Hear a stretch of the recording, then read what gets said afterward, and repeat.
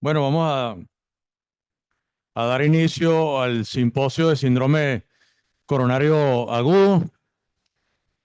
Para este simposio eh, somos muy afortunados porque pudimos reunir algo así como una selección de puros crack de diferentes partes del mundo y tenemos entonces al doctor Jorge Chavarría de Costa Rica, al doctor Costabel de Argentina, al doctor Procopio de Argentina, al doctor Ibáñez de España. Cada uno de ellos es un personaje eh, más importante que el otro.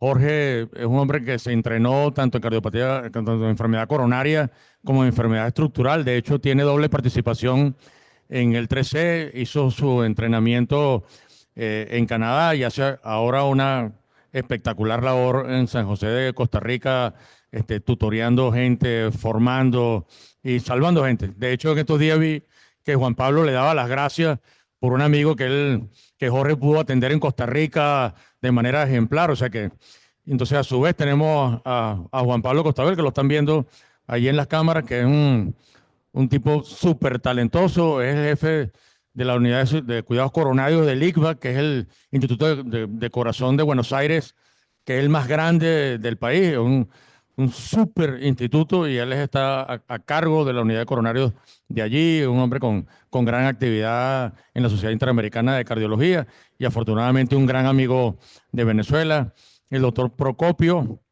Gastón, que no sé si está por allí, pero que ya ustedes han estado con ellos en sesiones anteriores.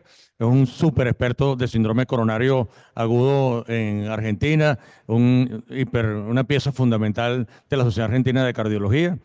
Y al doctor Ibáñez, Borja Ibáñez, que es nada más y nada menos, y ya estuvimos con nosotros con él, de una gran lección científica y humana. El doctor Borja Ibáñez es el chairman de las guías de síndrome coronario agudo de la Sociedad Europea de Cardiología. O sea, el jefe de todos nosotros también está aquí sentado discutiendo qué debemos hacer en los síndromes coronarios agudos.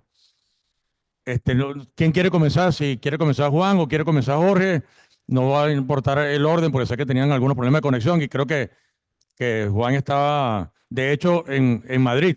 O sea que tú te deberías poner de acuerdo con Borja para que se tomen un café mañana o para que cenen juntos allá en Madrid. ¿Cómo están Bienvenido. todos? Muchas gracias por la invitación. Es un placer siempre estar acá con estos colegas. Y lo que dijiste de Jorge fue muy cierto. Jorge salvó la vida del hermano de un amigo mío que hoy es un amigo, así que la verdad que Qué vuelvo belleza. a decirlo Qué belleza. públicamente, Jorge, Así lo muy hacemos agradecido. públicamente para que él sepa lo importante que es ser un crack. Así es, así es. Así que empezamos como tú quieras, ¿eh? En el orden que te parezca más correcto. Si quieres arrancas tú. Si quieres arrancas tú, Bárbaro, Juan. bárbaro. Ok. Entonces yo tenía una pregunta. Las dos charlas me parecieron sumamente interesantes y este, así que la voy a compartir. Creo que va a ser interesante. Voy a tratar de hacer rápido para que después tengamos minutos para discutir, porque creo que es lo más interesante va a ser discutir esto. ¿Qué es lo Ahí que se más, puede qué es lo ver, que más vamos a disfrutar exactamente? sí, ahí se puede ver la presentación. Sí, ya la estamos viendo perfectamente. Genial. Entonces la pregunta es si el paradigma de esta dicotomía de supra es nivel del ST o no supra es nivel del ST es obsoleta o no. Y, y uno dice, bueno, ¿por qué viene esta pregunta?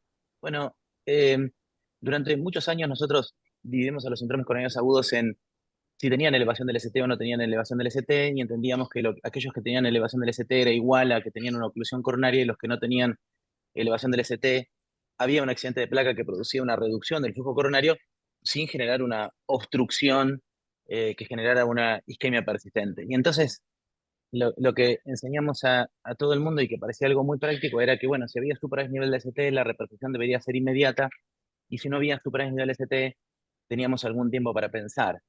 Después también dijimos, bueno, si hay nivel de ST, esa repercusión la podemos utilizar con fibrinolíticos o la podríamos utilizar con angioplastia, y apareció toda la información para tratar de definir cuáles eran la mejor estrategia. Cuando vamos a las guías, La última de las guías, y no que significa que la última sea la mejor, pero por poner un ejemplo, la guía del American College sigue hablando de supradesnivel del ST y no supradesnivel del ST. Sin embargo, cuando habla de la descripción del supradesnivel del ST, utiliza la descripción convencional. Sin embargo, valga la redundancia, hace hincapié en que hay algunos patrones electrocardiográficos que pueden no mostrar supradesnivel del ST, pero que igual pueden estar enmascarando una oclusión coronaria y que en eso se considera que la reperfusión debería ser lo más inmediata posible. No más referencia que eso, porque después la descripción sigue siendo la misma. En el caso de la excelente guía europea en la que participó el doctor Borja Ibáñez, la descripción termina siendo parecida. Sin embargo, también hace hincapié en que eh, la ausencia de supraesnidal ST en ciertos pacientes no implica necesariamente tener más tiempo para reperfusión y que algunos deberían ser reperfundidos de manera inmediata. Entonces, en algún punto, en los últimos 2 años, creo yo, es que se ha puesto en jaque este paradigma. Y sí, evidentemente, ¿por qué decimos paradigma? Porque pasamos del paradigma de la infarto con onda Q o no onda Q, el paradigma del ST, y ahora se plantea el paradigma de pacientes que tengan oclusión coronaria aguda o que no tengan oclusión coronaria aguda, independientemente de si hay ST o no hay ST. ¿Y cuál es la base de esto? La base de esto, para recordar, tiene que ver en que si analizamos los pacientes con síndromes coronarios agudos sin elevación del ST, podemos ver que aproximadamente 1 de cada 4 pacientes o 1 de cada 5 pacientes según las series tienen un vaso ocluido. Y ahí va el punto, de vuelta. O sea, los pacientes con síndromes coronarios agudos tienen elevación del ST, 1 de cada 4 o 1 de cada 5. Cuando hacemos la angiografía encontramos un vaso ocluido. Entonces, es una realidad y que ha generado la discusión sobre el paradigma.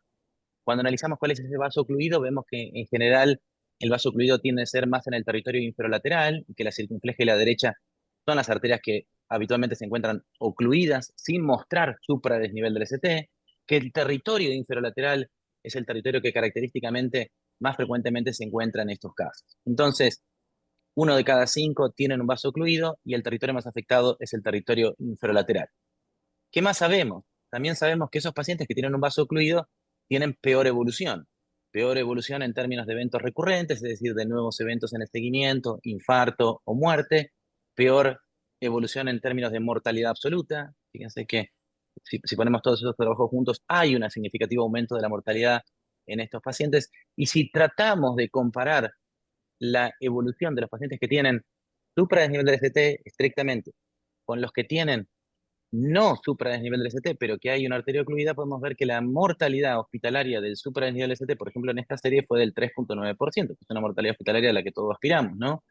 La mortalidad hospitalaria de los pacientes que tuvieron síndrome sin ST, pero que el vaso estaba ocluido, fue del 1,8%, y la mortalidad hospitalaria de los pacientes sin ST, pero que no tenían vaso ocluido, era del 0,9%. Entonces, de alguna manera, este grupo lo que plantea es que podía haber un gradiente de gravedad entre el supradesnivel ST, el sin supradesnivel ST, pero con oclusión coronaria, y el paciente sin supradesnivel ST que no tiene la oclusión coronaria. Entonces, lo tercero que pone en jaque el paradigma es que el pronóstico de los pacientes con vaso ocluido es peor, definitivamente.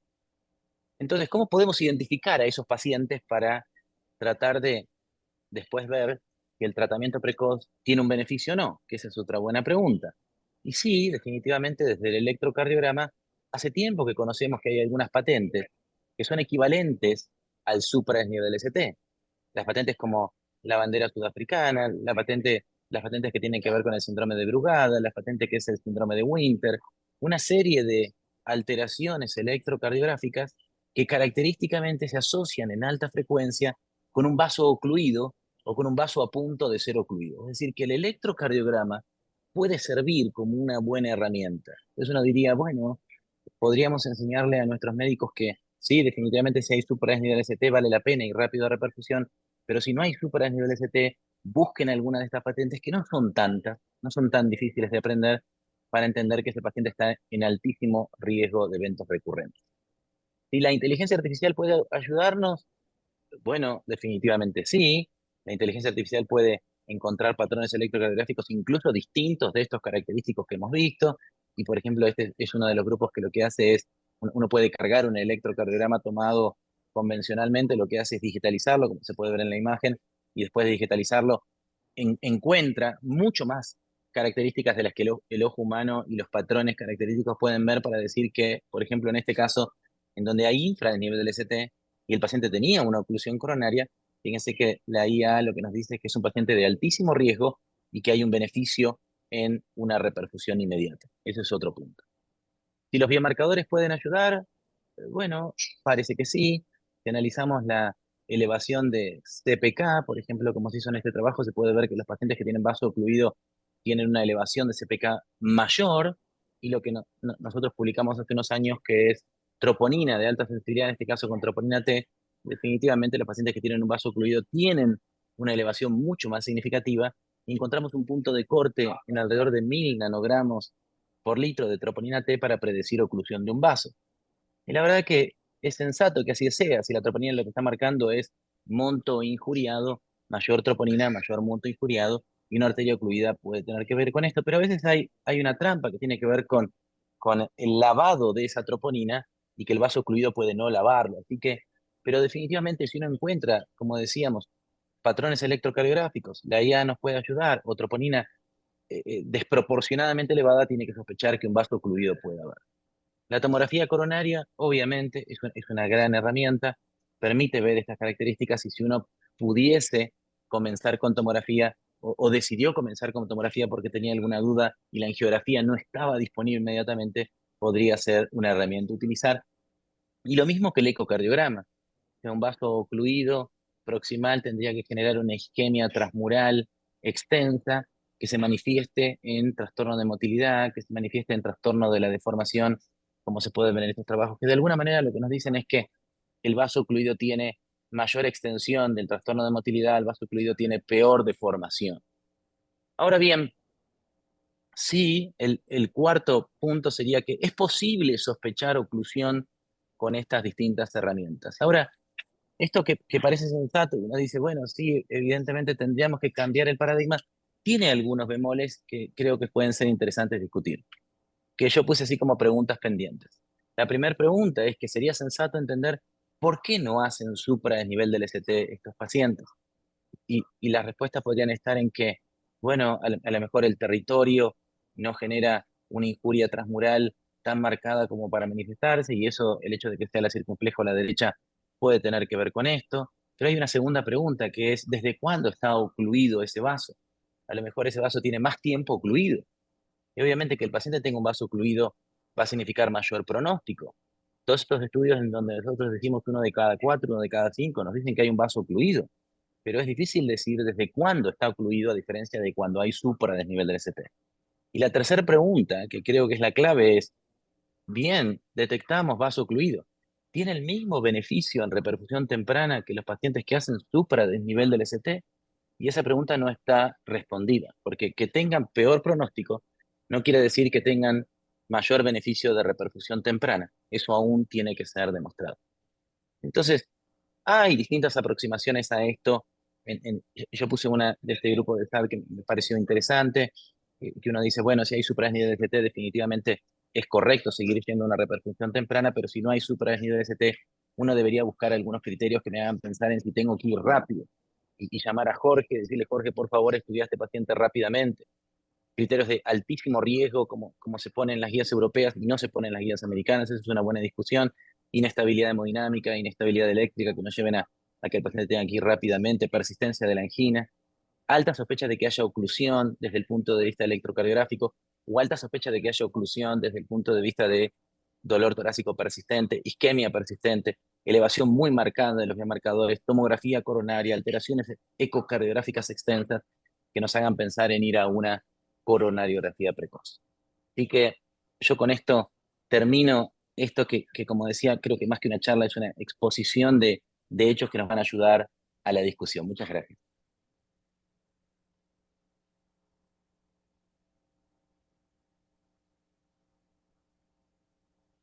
Ex- Excelente, excelente, Juan Pablo. Y esa es la discusión, y no sé si la guía, hay gente apuntando, presionando fuertemente para que cambiamos para esta clasificación de OM o no OM, o sea, oclusión arterial aguda o no, y que salgamos del estándar de ST elevado y no elevado. El problema es que, bueno, creo yo, tiene el tema de los patrones.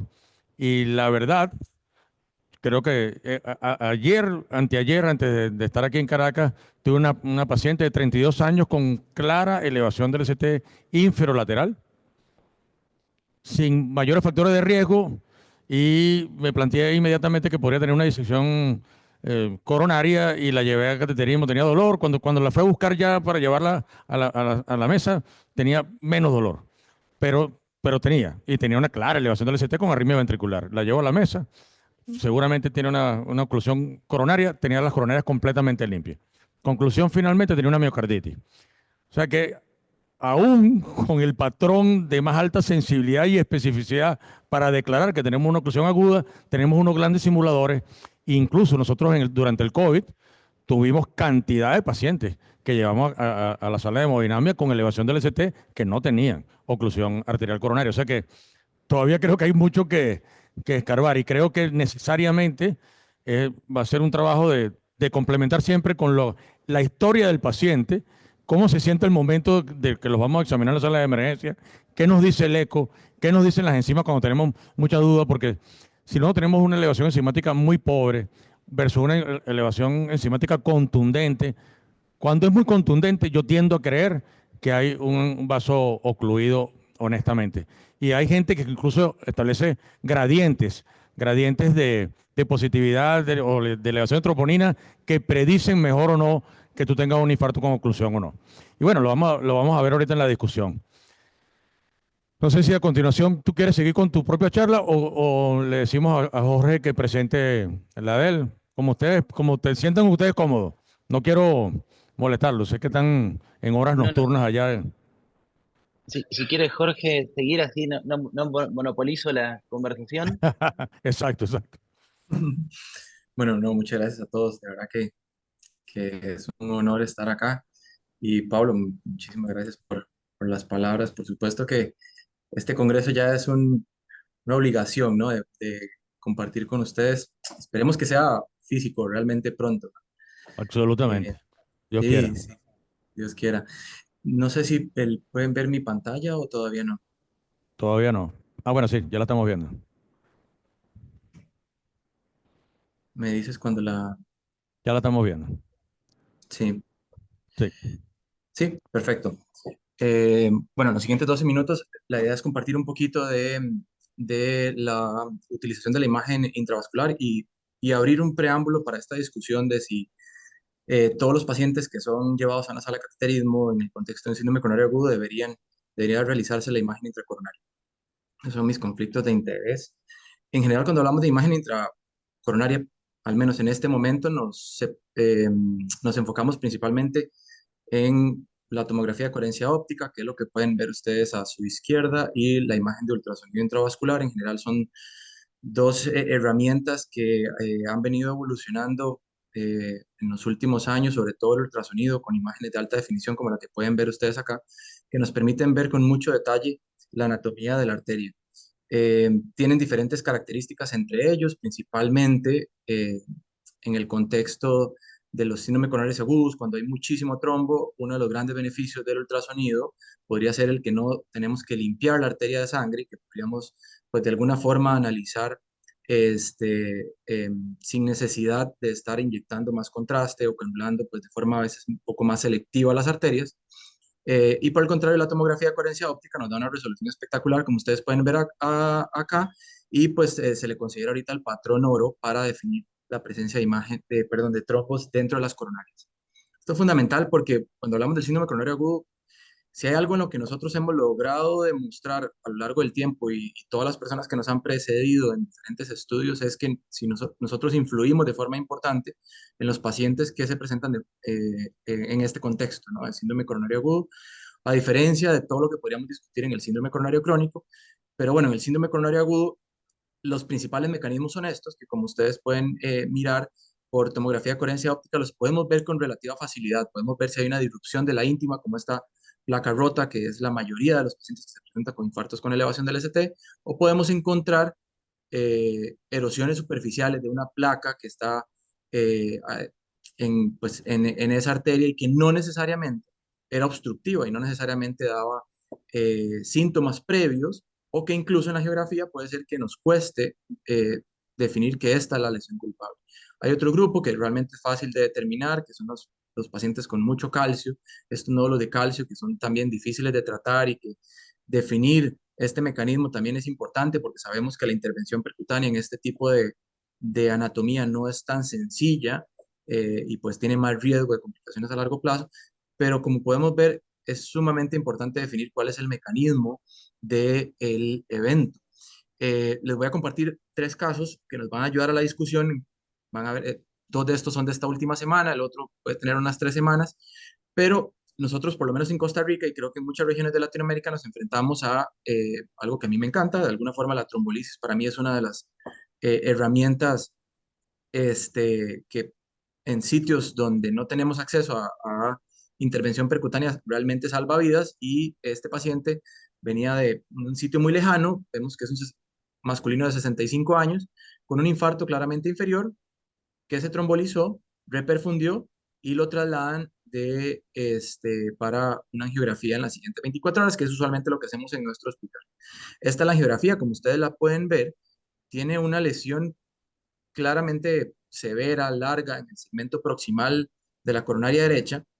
Y en la primera visualización uno podría definir que tal vez en el segmento distal podría haber algo, pero en general no ve uno una lesión obstructiva como tal. Entonces, yo cuando vi esta angiografía dije, sí, perfecto, estaba con mi residente y le decimos, bueno, tiene una lesión ahí severa en el segmento proximal. Yo le hago 100% de imagen intercoronaria a los síndromes coronarios agudos y una de las cosas muy llamativas y bonitas de este caso es que todos los segmentos evaluados de esa lesión proximal vemos que no había una disrupción de la ingle. Era una lesión severa con múltiples estadios de la enfermedad coronaria, que ustedes pueden ver acá, pero no había disrupción de la ingle. Entonces, en general, nuestra primera impresión, que era lo que íbamos a hacer nosotros, era tratar ese segmento proximal de la descendente anterior, y cuando vimos eso, decidimos ir más distal y hacer una evaluación del segmento distal de la arteria, como ustedes pueden ver acá, donde claramente se ve una lesión que por una evaluación de porcentaje de estenosis no era mayor del 70%, pero tiene trombo blanco eh, intraluminal sobre una placa que era una placa culpable y era una erosión superficial, como pueden ver acá en el mecanismo de este síndrome coronario agudo. Obviamente esto nos permitió pues de también tomar la decisión, podemos discutir un poco si esas erosiones superficiales hay que tratarlas o no. En este caso intenté hacer balón de drogas, se disecó, no quedó bien, terminamos poniendo un stent proximal y distal y por supuesto haciendo un análisis con estas herramientas que ya Pablo también habló un poquito de lo de la inteligencia artificial y cómo nosotros podemos ser sumamente objetivos en la evaluación de lo que de cómo estamos interviniendo nuestros pacientes en estas coronarias, ¿no? Y realmente cuál es el resultado de estas intervenciones. Eh, Perdón que acá se me quedó un poquito pensando el PowerPoint y creo que no está pasando. Denme un momento para continuar con la presentación. Perdón, está pidiendo reiniciar el programa. No, no te preocupes, no te preocupes. No creo que Pero debería tardar mucho. finalmente trataste la distal. ¿Trataste la Traté distal la, y la media proximal también o Al trataste final la traté distal? la proximal también, que era severa, que realmente no, Exacto. era una lesión larga, severa, con algunas características que podríamos hablar un poco también de vulnerabilidad o no. Pero en este caso, la lesión culpable del evento era el segmento distal, que por angiografía, fácilmente, Total. si no haces angiografía, algún grupo, estoy seguro, grande de intervencionistas, se nos podría pasar por alto y hubiéramos tratado solamente la lesión proximal y realmente la lesión culpable no La lo hubiéramos había. dejado sin tratar, Sí, con seguridad. Sí, por ok. eso. Jorge, la- Sí, Gastón te habla, ¿cómo te va? ¿Cómo estás? hola Gastón, ¿qué tal? ¿Todo bien? Encantado. ¿Tu uso de imágenes intracoronaria es frecuente? ¿Podés hacerlo con todos los pacientes? 100%. 100%, sí, en síndrome coronario agudo, tanto en la parte privada como en la pública, tenemos esa bendición en Costa Rica ahorita que es basado en el criterio médico. Si usted considera que es necesario, lo puede utilizar. Eh, Hay todo un tema respecto a esa discusión, sobre todo tenemos unas situaciones diferentes respecto a otras regiones de Latinoamérica. Aquí un stent vale el doble que un catéter de imagen intracoronaria. Entonces yo puedo justificar fácilmente que tal vez usando imagen intracoronaria, como está escrito en la, eh, también La guía. perdón, no, y la data, ¿no? Que usualmente ponemos menos stents, usualmente Ah, stents sí, más claro, largos, claro, ¿verdad? claro. Tenemos menos disecciones en los bordes. Entonces, esa es una de las justificaciones por las que yo lo hago y prácticamente esto se está generalizando en nuestro país, el uso muy, muy frecuente de imagen intracoronaria y sobre todo por con estas cosas que como ustedes pueden ver acá, les estoy mostrando, ¿no? Bellísimas las imágenes, por cierto. Perdón, sí, no sé qué está pasando. Sí, sí. No sé si es que es muy Pero pesado.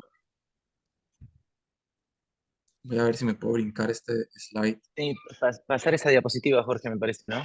Eh, probablemente, pero estaba sí, lo corriendo siento, perfecto, ¿no? Qué raro, ¿no? Estaba sí, lo corriendo siento perfecto. mucho. Y con ese comentario que hiciste de eco y OCT en síndrome coronario agudo y eventualmente el barrido de trombo, ¿cómo lo manejas? Porque es que la verdad que la capacidad de definición del OCT es mucho mayor para para el síndrome coronario agudo en particular. ¿Cuál usas preferentemente, el OCT o No, aún, sí, si el vaso es muy grande, usas IBUS? sí, es variable. En general, podría decirte que tal vez un 70% es OCT. Hay un grupo específico de pacientes, tal vez donde el flujo no es muy bueno, donde hay grandes cantidades de trombo, De trombo. o si el paciente está muy inestable o en algunas ocasiones, por ejemplo, pacientes muy taquicárdicos que están en shock cardiogénico, tengo que poner un balón de contrapulsación. Si no tengo inyector automático, la inyección manual me cuesta en algunas Mucho. ocasiones obtener buenas imágenes, entonces directamente voy con IBUS. Ok.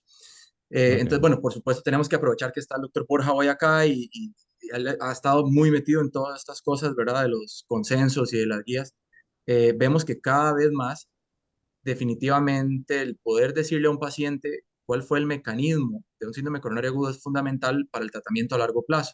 Incluso, por ejemplo, este paciente que tal vez que vos viste, obviamente tenía claridad que pues angiográficamente no era eso, pero tenemos un grupo grande, hasta un 5 o 7% de pacientes con minoca, o incluso pacientes sin elevación del ST, o estos pacientes que vienen reperfundidos, ya sabemos que 50% puede ser que no encontremos una lesión obstructiva, donde va a ser muy difícil por angiografía definir cuál era la lesión culpable, ¿no? Y ahí es donde el papel de la imagen intracoronaria es fundamental, buscando estas tres cosas.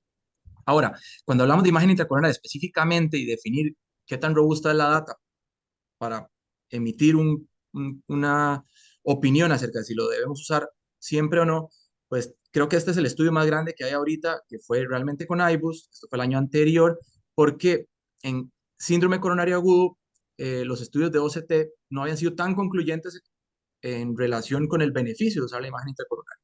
La data es sumamente robusta en síndrome coronario crónico, sobre todo en enfermedad compleja, pero este es el primer estudio aleatorizado grande, casi 3.500 pacientes, que logra demostrar que si utilizo la imagen intracoronaria en el contexto de síndrome coronario agudo, lo bueno de este estudio es que no fue solo en China, sino que involucró pacientes también de otras regiones de Europa, me parece que de Inglaterra y otro país que ahorita no recuerdo, donde estadísticamente es significativo que la necesidad de volver a intervenir ese vaso es menor si usas imagen.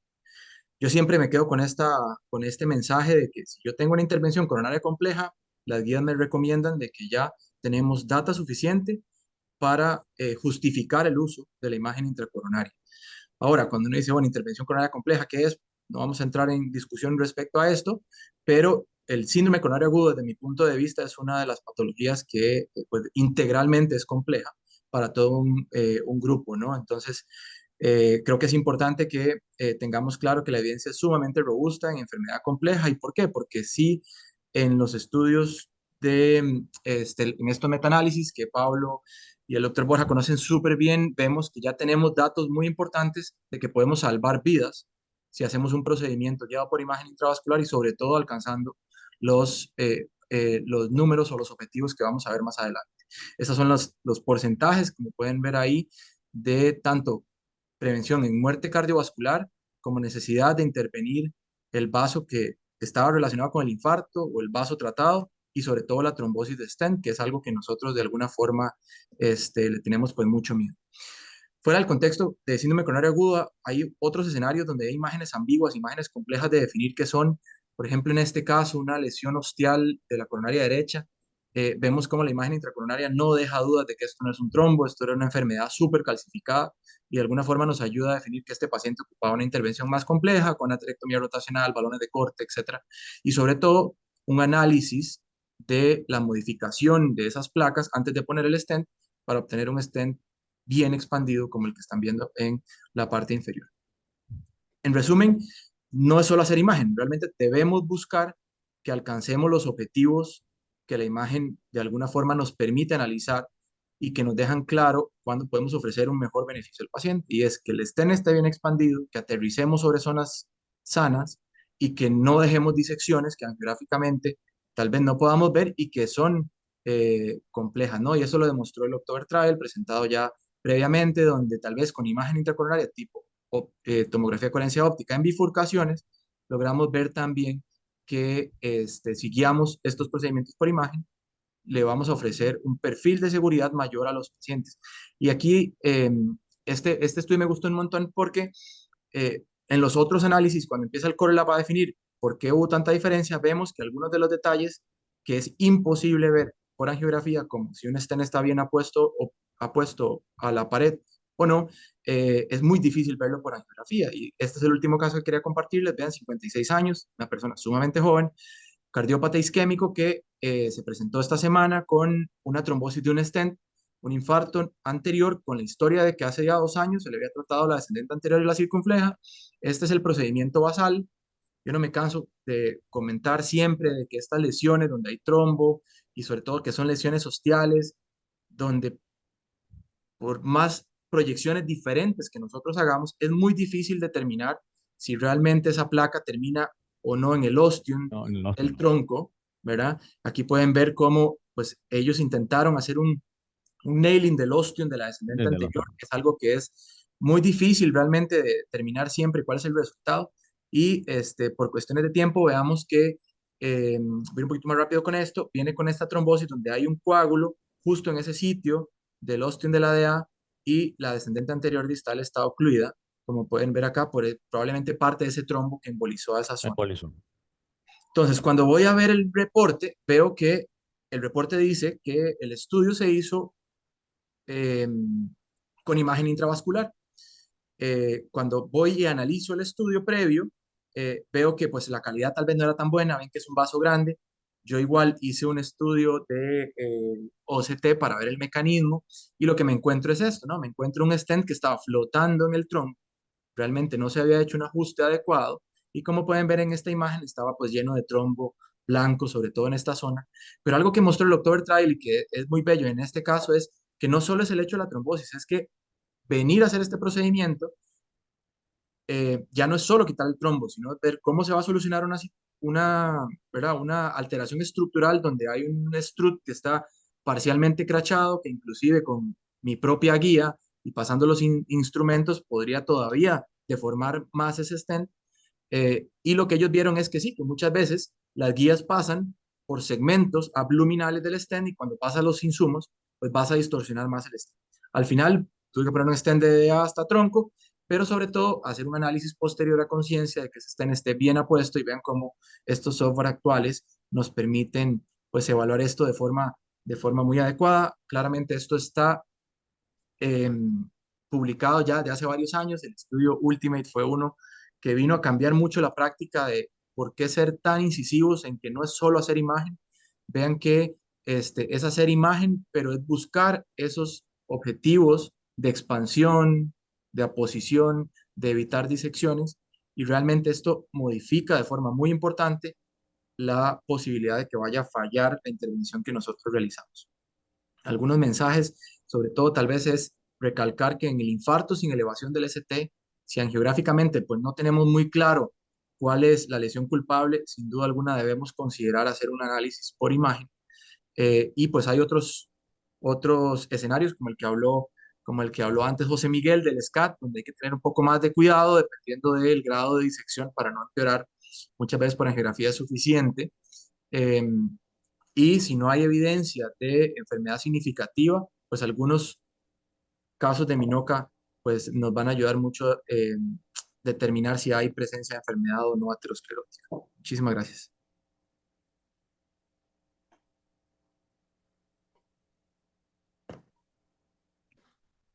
Magnífico, Jorge. Muy bonita la presentación y muy clara. Yo creo que tanta imagen coronaria como nos sea posible realizar de acuerdo a las circunstancias del centro, a la estabilidad del paciente, pero siempre que la puedas utilizar. Yo siempre digo cuando tengo una discusión de este tipo es, si te regalaran el catéter, si no tuviéramos los costos incluidos aquí, sino que alguien decidió donarte todos los catéteres que va a usar durante el año de OCT, si lo usaría en la mayoría de los casos y ahí cambia un poco la perspectiva de mucha gente y creo que al final, como tú decías, los estudios han demostrado además que salvan vidas. Utilizar ese catéter no es que nos da información, sino que finalmente salva vidas porque optimiza el resultado de la intervención coronaria percutánea sin ninguna duda. El doctor Ibáñez está conectado. Aquí estoy, sí, escuchando atentamente. Hola doctor, ¿cómo estás? Bienvenido. De verdad que un gran honor saludar al jefe, o sea, porque usted es el jefe, el chairman de la guía, es jefe de todos nosotros. Y la verdad que es un gran honor y nos hace mucha ilusión que usted comparta con nosotros. Y entonces, bueno, como ya hicimos dos alusiones al síndrome coronario agudo en el diagnóstico y la complicación de si usamos ST elevado o ST no elevado, si usamos esta clasificación nueva que se está proponiendo y si usamos asistencia de imagen intracoronaria en la revascularización misma, podemos ahorita hacer como una discusión de acuerdo a su opinión de lo agudo y después pasamos al tratamiento del síndrome coronario en el post-alta con la conferencia de Juan Pablo. ¿Qué piensa usted? ¿Hacia dónde cree usted que va esto de manera práctica? Porque la verdad es que al final, si la gente tiene muchas clasificaciones en su cabeza, es difícil y lo que hace es confundirse más. Es lo mismo que la hipertensión arterial. Cuando le dan 25 cifras, presión alta baja, presión alta para ancianos, no, bien, pero por favor, dame 2 cifras con las que yo me puedo orientar y con eso después hago los ajustes. Entonces, más o menos, ¿qué piensa usted, doctor? Que se ha Sí, bueno, sentado en innumerable cantidad de mesas a discutir esto. lo primero me gustaría felicitar al doctor Costa y al doctor Chavarría por las dos presentaciones que han hecho excepcionales y han tocado puntos muy controvertidos, sobre todo el primero que ha tocado el doctor Costabel y que hablamos ahora de cómo denominar los síndromes coronarios agudos. Y realmente esto es algo que tuvo muchísima discusión cuando preparamos las últimas guías de síndrome coronario agudo en la Sociedad Europea de Cardiología. Y de hecho recuerdo que hubo incluso, esto es algo histórico, una primera versión que incluso parcialmente tocaba este aspecto. Pero la decisión que nos llevó a mantener estos diagnósticos de trabajo, ¿no? El working diagnosis y luego el diagnóstico final, es precisamente lo que comentaba usted ahora mismo. Son términos que están muy arraigados en la comunidad. Si empezamos a cambiar las nomenclaturas vamos a confundir completamente a la comunidad científica y quizá podemos crear mucha más confusión, aunque formalmente sea totalmente correcto, que realmente lo que es relevante es si hay oclusión coronaria aguda o no hay oclusión coronaria aguda. Realmente es muy importante también resaltar que nosotros hablamos de infarto con la acción del segmento ST, sin elevación, etcétera, pero realmente lo que tratamos son pacientes.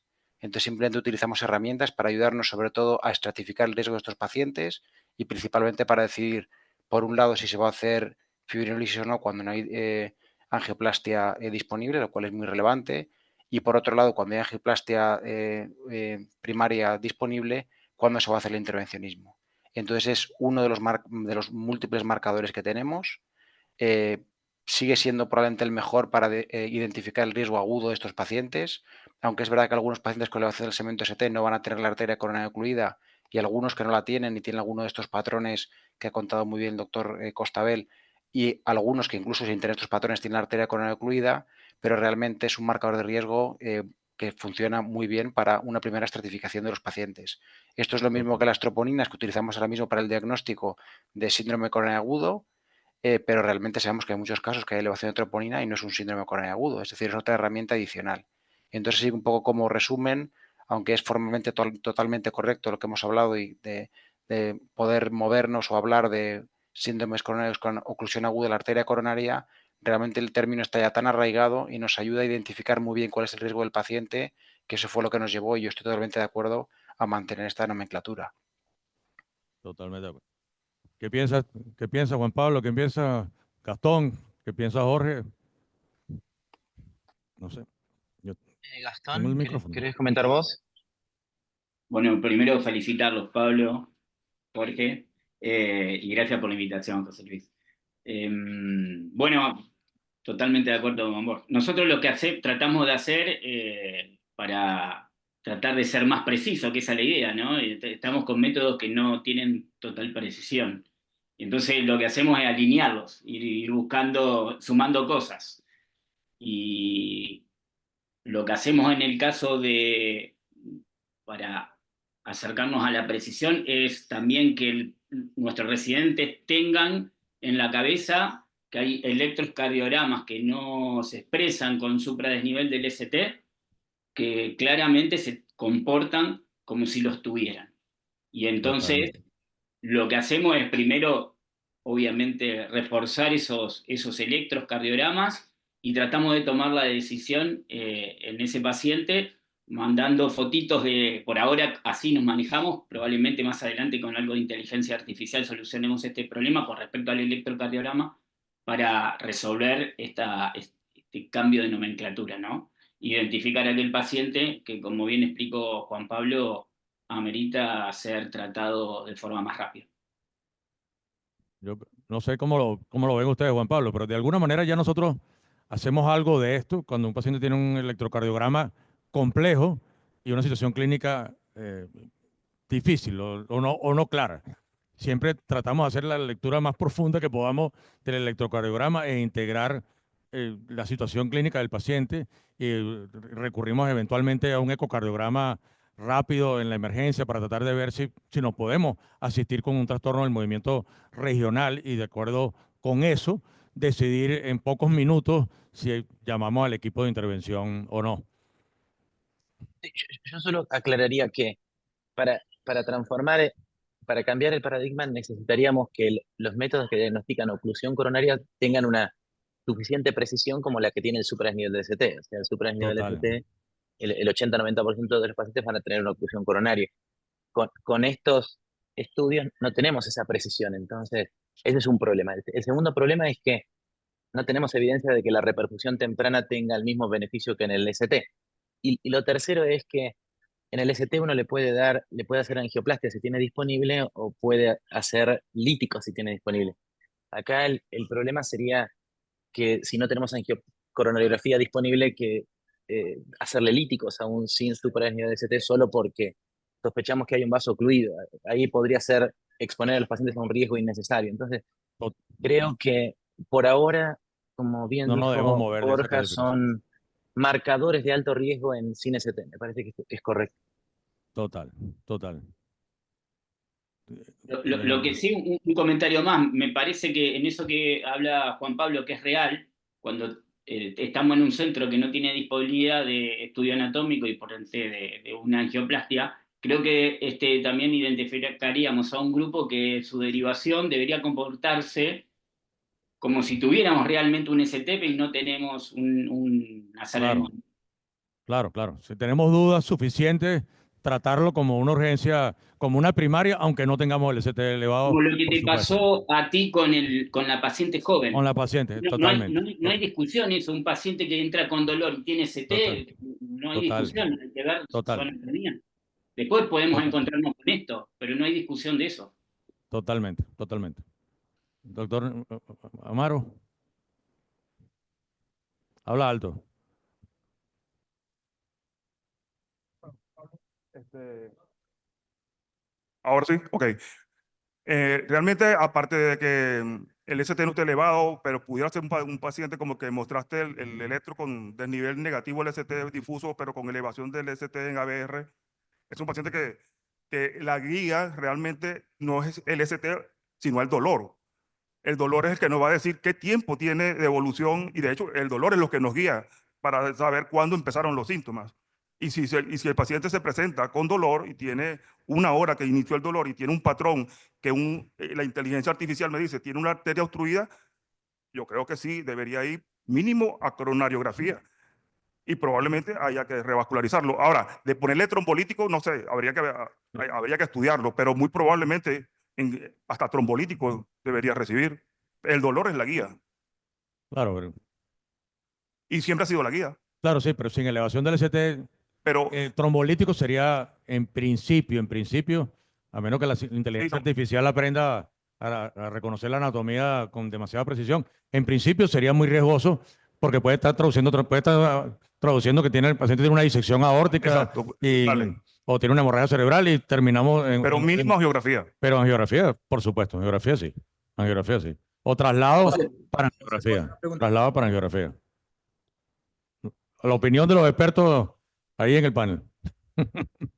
No, José, yo quería que bueno, que ahora, porque hablamos de geografía, pero tal vez no sé si el doctor Borja tendrá algo ya relacionado con, por ejemplo, con la utilización del TAC, ¿verdad? Ya el TAC está viniendo a llegar a ser una herramienta mucho más accesible y más segura que la angiografía coronaria y el proceso de diagnóstico de estos pacientes, ¿verdad? Yo creo que va a tener un rol fundamental en los siguientes años. Yo creo que vamos a hablar mucho más de esa evaluación anatómica en los pacientes que no están inestables hemodinámicamente, probablemente por tomografía antes de una angiografía. Probablemente es el futuro. Sí, este es un Por punto el- muy relevante. Realmente la tomografía computarizada ahora mismo, un rol en un paciente agudo con sospecha de síndrome coronario agudo y con oclusión de la arteria coronaria no estaría recomendado.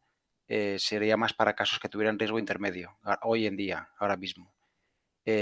Hoy en día tenemos también otras herramientas que nos pueden ayudar en estos casos que son complejos, como pudiera ser también el ecocardiograma, ¿no? El ultrasonido. En estos casos dudosos, también una ecografía, si ves que no tiene alteraciones segmentarias, pues te puede hacer pensar que a lo mejor puede ser no puede ser secundario de oclusión coronaria.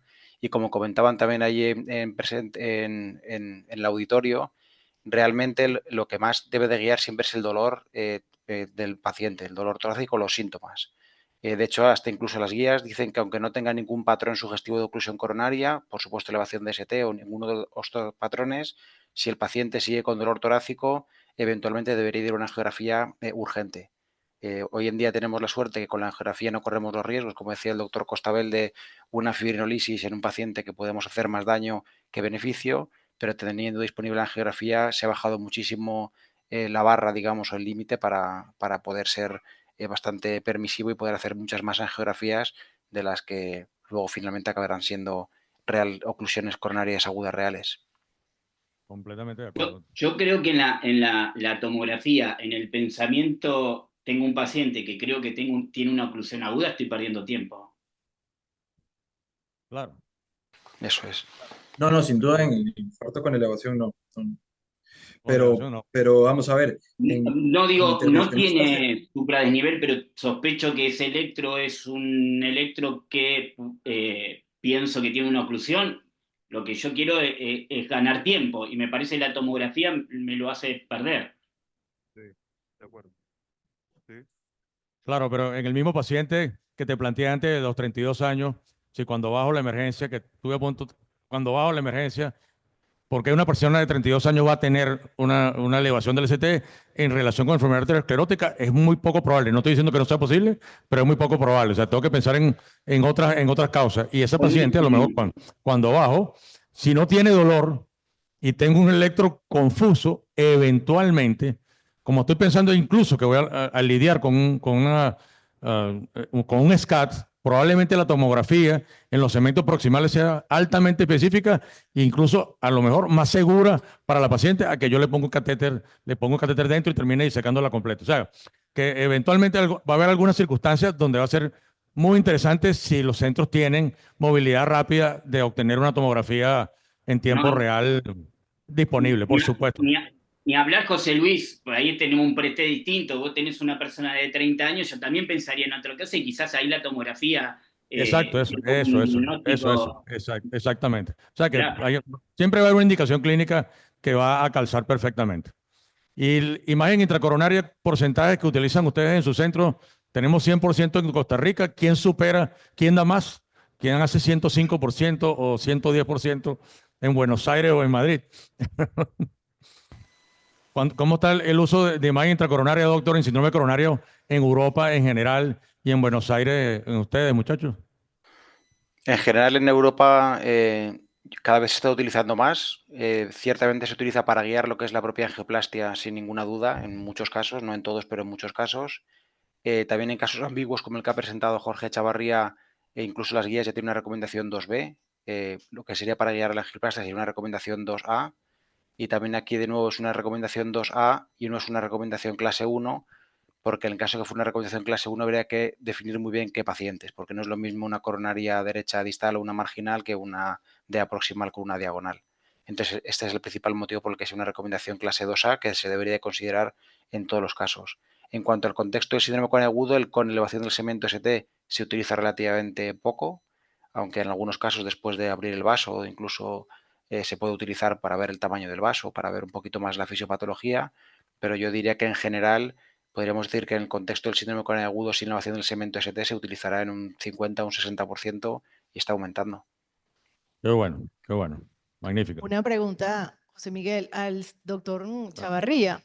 Era, ¿qué opina? Nosotros para no salir tan deprimidos con la disponibilidad del OCT aquí en Venezuela, lo que significa la FFR sin producir hiperemia, sin guía, con inteligencia artificial, en el primer caso que usted tuvo de ese infarto y no tenía una lesión tan importante como la mostró, FFR derivada de tomografía, de tomografía, de angiografía, perdón, de QCA. angio-FFR.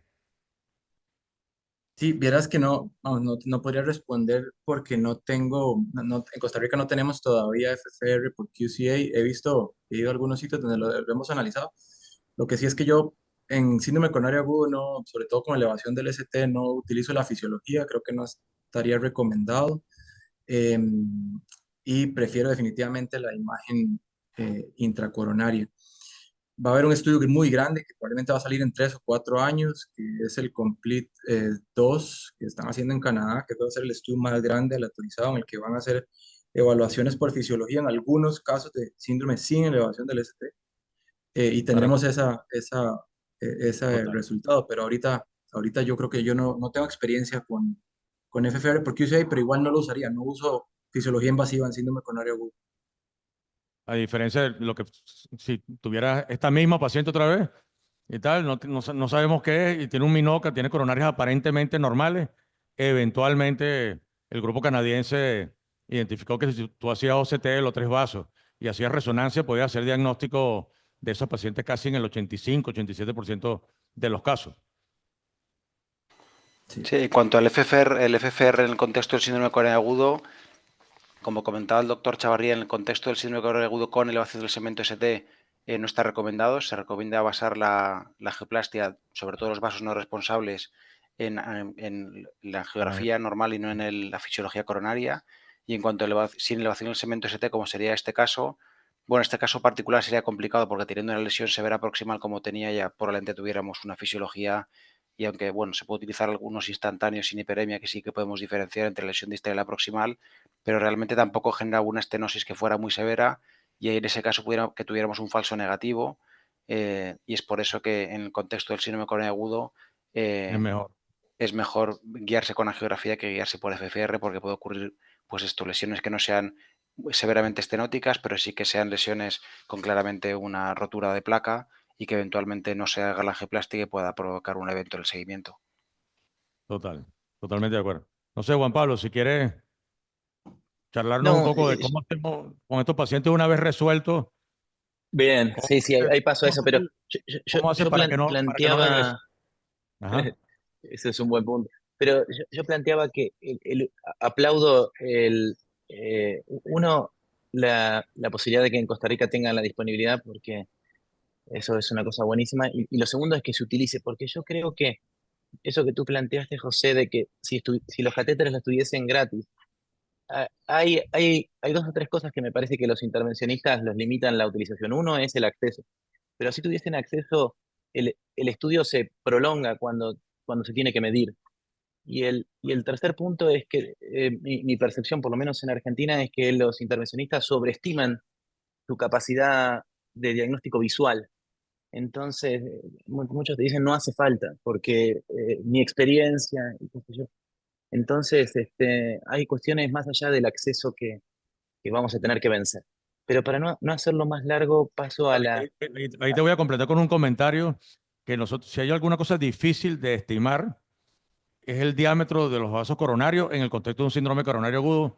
Y uno lo sabe mucho cuando hace una segunda geografía de control y los vasos cambian completamente su diámetro, su apariencia. A veces en un síndrome coronario agudo hacemos tratamientos de lesiones enormemente largas sin ninguna necesidad. Si hubiéramos tenido la paciencia para hacer un interrogatorio como lo hizo Jorge, que interrogó el distal, ahí vio que era la placa culpable, puedes hacer una revascularización muchísimo más fidedigna de lo que necesita el paciente. Esa es la verdad. Tal cual, tal cual. Si te parece, José, paso para mostrar algunos datos de lo que tiene que ver con recurrencia. Tú me dices si se ve ahí la pantalla. Creo que no. No, Aún ahí no. no me dejó Todavía compartir. no. Ahora Ahora creo sí. que sí, ¿no? Ahora creo que sí. Y de vuelta, el objetivo es poder mostrar algunos datos para que nos sirva para discutirlo. Desde el punto de vista general, uno dice, bueno, ¿cuál es la recurrencia de eventos? Y si tomamos algún estudio como relativamente moderno, como puede ser Plato, y miramos la curva de la evolución de los pacientes que recibieron ticagrelor, se puede ver que la tasa al año termina siendo de alrededor del 10% de eventos recurrentes. Y ahí entra infarto, entra accidente cerebrovascular, pero principalmente el evento recurrente después de un infarto es un nuevo evento coronario. Lo que es interesante es que si uno puede disecar esa curva, puede ver que en los primeros 90 días la tasa llega más o menos entre el 6 y el 7%, es decir, que en los primeros 90 días es que se ocurre la recurrencia del 70% de los episodios. Ahora, si uno saca esos primeros 90 días y toma de los primeros 90 días a los 360, te queda el 3%. Y si vamos del año en adelante, y ahí podemos utilizar datos que son un poco antiguos, pero son los del DAP o los del Pegasus, se puede ver que del año en adelante también es del 3% anual. Es decir, que para tener números en la cabeza uno dice la tasa de recurrencia de eventos en los primeros 90 días es del 6% y luego es del 3% anual en términos promedios. Obviamente cada paciente tiene sus características. Y ahora uno dice, bueno, ¿cómo puedo hacer para evitar la recurrencia si la recurrencia tiene que ver con placas? No si la recurrencia tiene que ver con alguna reacción al tratamiento que se le hizo, y ahí es donde, como Jorge bien decía, la optimización de la angioplastia reduce las recurrencias. Pero uno tendría que tener dos objetivos. Uno es evitar el accidente de esa placa, y si uno no puede evitar el accidente de esa placa, prevenir la trombosis asociada a la placa, ¿no? Pero lo primero sería evitar el accidente de la placa. Estrategias para evitar un nuevo accidente de la placa tendrían que ver, bueno, si yo puedo disminuir el contenido lipídico, entendiendo que el contenido lipídico aumenta la vulnerabilidad, si puedo cambiar las características de la placa, y ahí uno diría que, bueno, una de las cosas más importantes es la capa fibrosa, que es la capa que se accidente o se erosiona. El tercer punto sería, independientemente del volumen de la placa, reducir la inflamación de esa placa, que es lo que favorece la rotura. Y el cuarto punto, así como por decirlo en términos generales, es reducir el estrés parietal, que favorece que esa placa se rompa. Y del otro lado, lo que tengo que tratar de hacer es, bueno, si se produjo el accidente de esa placa, prevenir la trombosis. Y ahí es donde lo que buscamos es bloquear la formación del coágulo sobre la placa con distintas estrategias.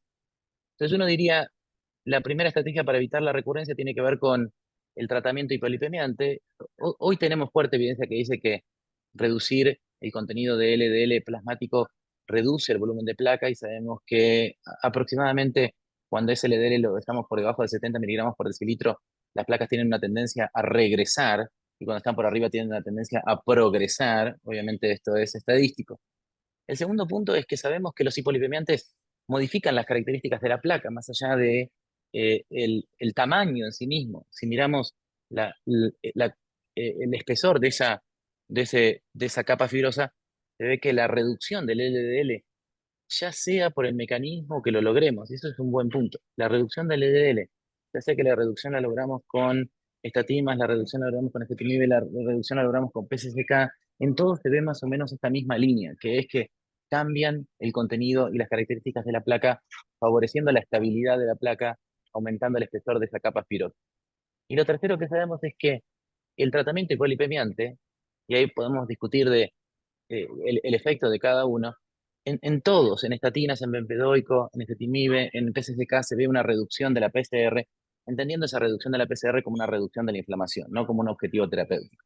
Y sí hoy sabemos que los pacientes que tienen menor recurrencia de eventos desde el punto de vista de lipídicos son aquellos que no solamente tienen una reducción del LDL, sino que también tienen una reducción de la PCR como marcador de inflamación. Entonces, sí, el tratamiento hiperlipemiante reduce ese riesgo. El HDL, por más que los estudios no han demostrado que adicionar HDL de distintas formas de APOA1 reduzcan los riesgos, sabemos que las estatinas tienen un efecto y el efecto parece ligeramente distinto, entendiendo que la rosuvastatina parece un poco más potente en el aumento del HDL que la atorvastatina y la simvastatina, y la combinación de rosuvastatina o cualquiera de las otras estatinas con ezetimibe realmente potencia esa reducción del LDL y potencia también la reducción de la proteína C reactiva. A veces se cuestiona si utilizar rosuvastatina en pacientes con síndromes coronarios agudos porque los estudios pivotales no se hicieron con esa. Hoy creo que podemos salvar esa falta de evidencia de estudios pragmáticos con estudios de la vida real que muestran que cuanto más bajamos el LDL y cuando utilizamos rosuvastatina de alta potencia, parece que hay un mayor beneficio que cuando utilizamos atorvastatina, pero todo tiene que ver en definitiva con el descenso que nosotros logramos. Y esto me parece que es interesante, cómo logro ese descenso. Y el descenso tiene también que ver con que el paciente pueda tener adherencia al tratamiento. Y este estudio, el Racing Trial, es una expresión de eso, de cómo la adherencia es importante. Porque fíjese que aquí se comparó rosuvastatina de alta intensidad contra la combinación de rosuvastatina y ezetimibe en dosis fija. Y se pudo ver que la combinación, por alguna razón que podemos discutir, tuvo mayor tolerancia en los pacientes, o sea, porque los pacientes sentían que estaban utilizando menos dosis de rosuvastatina y que eso era menos tóxico, lo que sea. Pero al fin y al cabo, ese aumento de la adherencia al tratamiento se tradujo en una reducción de los niveles de L y una tendencia no significativa hacia la reducción de eventos cardiovasculares. Hoy contamos con otras herramientas a nivel de a diferencia de las estatinas, como el bempedoico, que reduce el LDL, que parece tener un fuerte impacto en la reducción de la proteína C reactiva, que podría explicar a lo mejor esa reducción de eventos que parece superar a la reducción esperada por el mismo numérico reducción del LDL.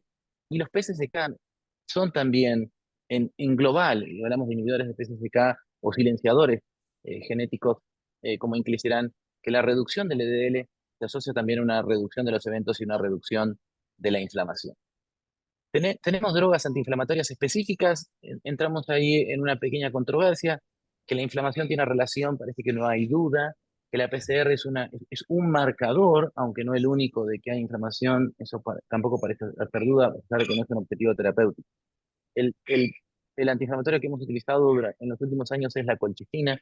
La colchicina tuvo estudios a favor, como Colcott y Lodoco, y tuvo estudios en contra, como Clear Synergy, que no mostraron beneficios, así que ahí nos generó un poco de controversia de la utilización de colchicina. Hay estudios fisiopatológicos que muestran que la colchicina reduce el volumen de las placas y reduce las características de vulnerabilidad de las placas. Así que es una linda discusión. Personalmente estoy a favor de la utilización de colchicina, sobre todo en pacientes de alto riesgo de recurrencia de eventos. A favor de la teoría antiinflamatoria, canakinumab demostró en estudio Cantos una reducción de los eventos recurrentes en estos pacientes, reduciendo también la proteína C reactiva, una droga de altísimo costo que hoy no puede utilizarse.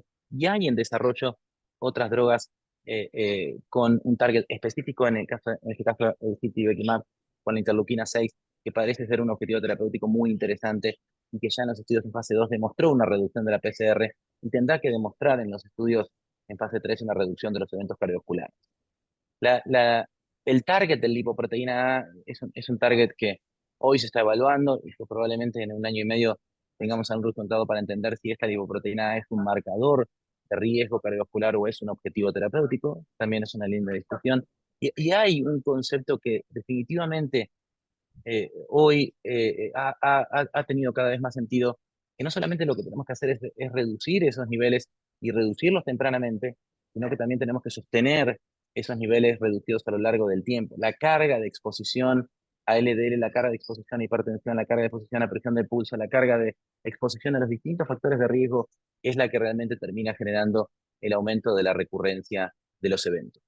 Que hay drogas que puedan tener efecto antiinflamatorio por otro mecanismo, por un mecanismo más metabólico. Bueno, semaglutide en estudios SELECT demostró una reducción de los eventos recurrentes cardiovasculares y una fuerte tendencia, aunque no se pudo analizar significativamente, en la reducción del infarto recurrente en pacientes con obesidad, en donde se pudo ver que hay una reducción también de la inflamación.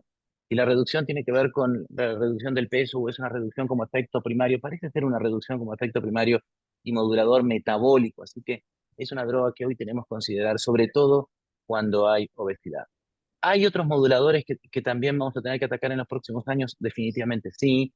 Algunos moduladores son más o menos frecuentes y en esos estamos trabajando porque probablemente a pesar de que estas drogas puedan tener efecto, el riesgo residual va a seguir existiendo y esos factores genéticos van a seguir estando.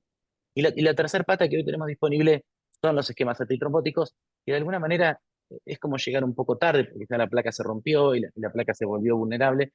Sin embargo, tienen beneficio y hoy entendemos que la forma de tratar a los pacientes con síndromes coronarios para evitar la recurrencia es enfocarse en una reducción fuerte de la trombosis en las etapas iniciales y después tratar de pagar el menor costo por el aumento de los sangrados que tienen los antitrombóticos. Y ahí entendemos que utilizar drogas de alta potencia de manera inicial tiene un beneficio y como vemos ese beneficio que parece un beneficio precoz, tendríamos que tratar de no pagar el costo de la utilización de drogas de alta potencia durante un tiempo prolongado, sobre todo en pacientes con alto riesgo hemorrágico. Estudios como MasterDAP, como ejemplo, nos mostró que en poblaciones seleccionadas, en pacientes seleccionados, la reducción del tiempo de doble integración tiene sentido, sobre todo cuando la tecnología ha mejorado, como mostró Jorge con la utilización de imágenes y como también charlamos con la utilización de tecnologías modernas de stents que tienen un menor riesgo de trombosis y una mejor posición en el vaso sanguíneo. La utilización de esquemas de desescalar en relación a utilizar drogas potentes iniciales y después bajar, en este caso en Taylor-Sammy, a aspirina clopidogrel, parece ser segura y efectiva a lo largo del tiempo con reducción de los eventos hemorrágicos sin una fuerte señal de aumento de los eventos isquémicos. Y la misma tendencia mostró la utilización de ticagrelor en monoterapia en Twilight, incluso en pacientes con síndromes coronarios agudos, en donde la monoterapia después de los 3 meses, o como pasó en Ultimate, la monoterapia después del mes, parece ser suficientemente segura, probablemente en pacientes seleccionados. Pero como hemos discutido y trabajamos con Gastón en las guías de antitrombóticos, entendemos que la selección del riesgo, la identificación del riesgo del paciente isquémico y hemorrágico es la que nos va a decir si tenemos que exponer al paciente a esta reducción de potencia o podemos utilizar la alta potencia durante los primeros 12 meses. Si drogas nuevas que puedan bloquear, la hipótesis de bloquear la coagulación y no solamente la agregabilidad plaquetaria sigue estando vigente. No lo pudimos demostrar con antagonistas de la vitamina K, lo demostramos parcialmente con los anticoagulantes directos en el caso de rivaroxaban, pero el estudio tuvo algunas cuestiones de diseño que llevan a la menor utilización y hoy tenemos estos factores anti-11 como el milvexian, que lo que buscan es una mayor seguridad desde el punto de vista hemorrágico con el mismo efecto desde el punto de vista de bloqueo antitrombótico y probablemente en 1 año y medio o 2 tengamos resultados de los beneficios o no de la utilización. Como conclusión, José, y para pasar tenemos herramientas para reducir el riesgo residual, no sé si son suficientes, tenemos que buscar aquellas que generan la mejor relación riesgo-beneficio para nuestros pacientes y ahí abro para la discusión. Buenísimo, buenísimo.